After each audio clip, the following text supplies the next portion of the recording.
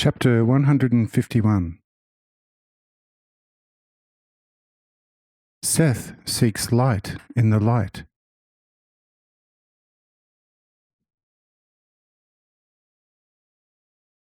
However, Seth could not forget this strange lighting up by Abaddon. He did not dare ask anyone about it, but kept looking around.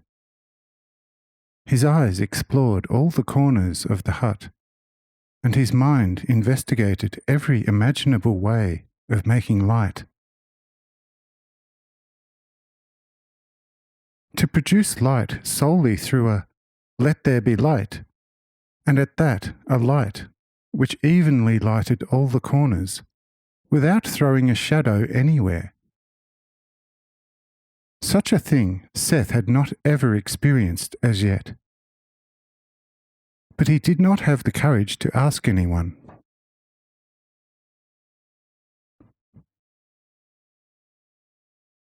Adam soon noticed Seth's searching and asked him, "My son, Abel Seth, what are you looking for, or what have you noticed?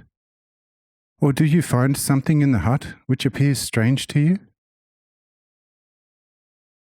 And Seth replied most respectfully, "Beloved father, look, it does sound strange to say it, but I am looking for light in the light and cannot find it. Outside, a great thunderstorm is arising and coming towards us from the morning region. It is still too distant for its constant flashes of lightning to illuminate the hut, and, besides, the roof is so good that even if the storm were already above us, the luminosity of the lightning could not penetrate it.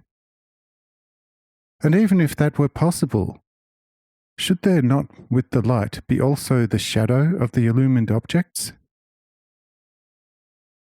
Look, dear father, this is all I am seeking. Strange indeed, but true. Light in the light." And Adam replied, "Yes, it is really strange. But look, I find it even stranger that you are seeking in vain, and yet see the artist among us. Seek him, and you will soon have the light in the light. When you see a shining stone, you ponder and ask yourself, whence is its light? But you cannot ask anyone whence the shine comes and how it is produced. For the great, mighty artist is holy, and does not answer the one who is unclean before him. And so it is difficult to obtain clarity concerning the stone's radiance. You see a variety of lights by night and also by day. But whom can you ask about their nature when you wonder about them? But here we have light and artist simultaneously present. And you are seeking what is so close to all of us, the light in the light. Would you one day maybe attempt to seek the day in the day?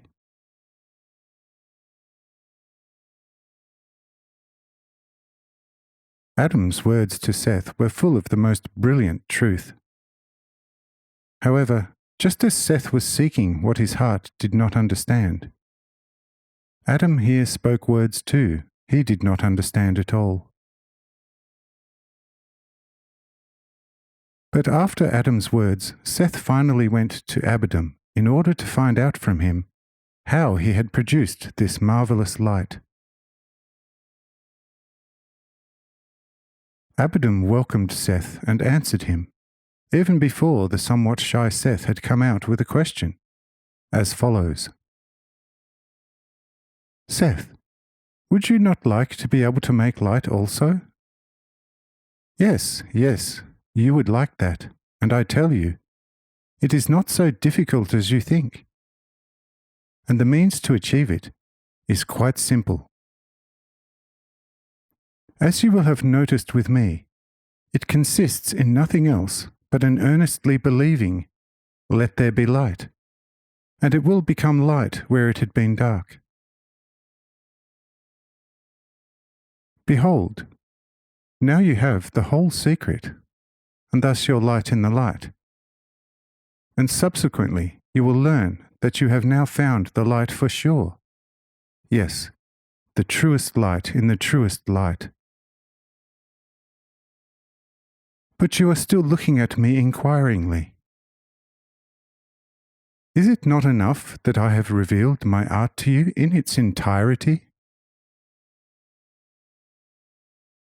Go into your dark hut and do with earnest belief the same you saw me do, and you will then convince yourself that it is with this art, as I said.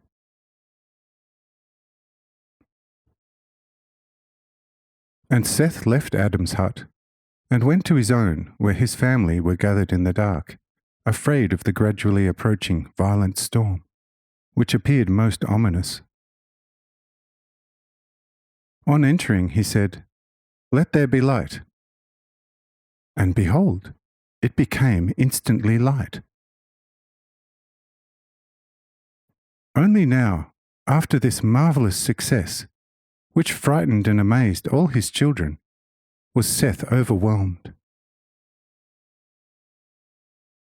He became more courageous, first reassured his own, and then returned to Adam's hut, thanked Abiram the stranger for teaching him this marvelous art, and then gradually began to come out with all the things which, in connection with the miraculous success of this strange light-making, captured him anew.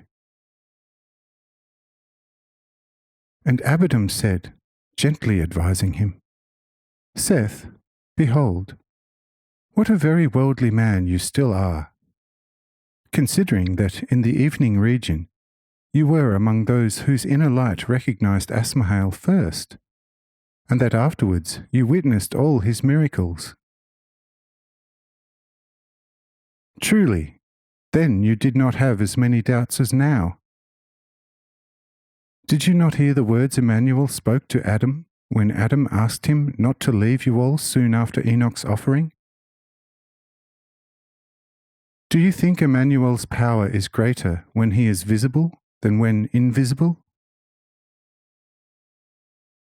Behold, herein lies everything which still holds you back. Can you ever see an active force with the material eye?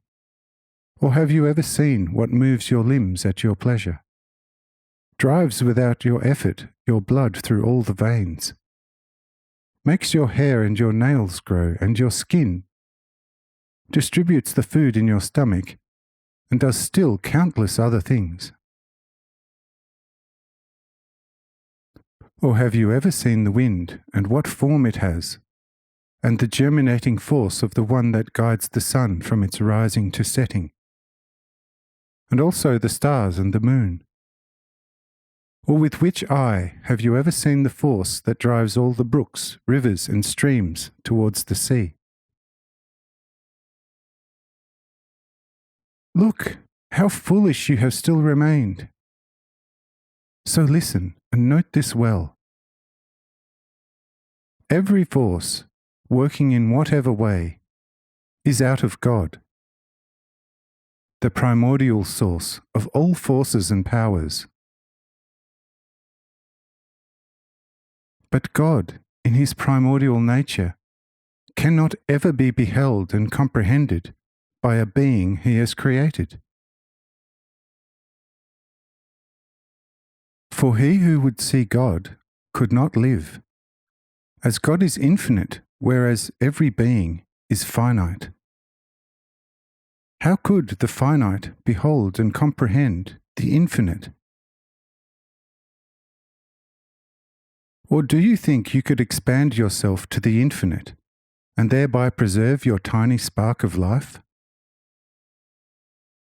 Behold, if you in your heart reply with this question, "What and who was then the Emmanuel we saw?"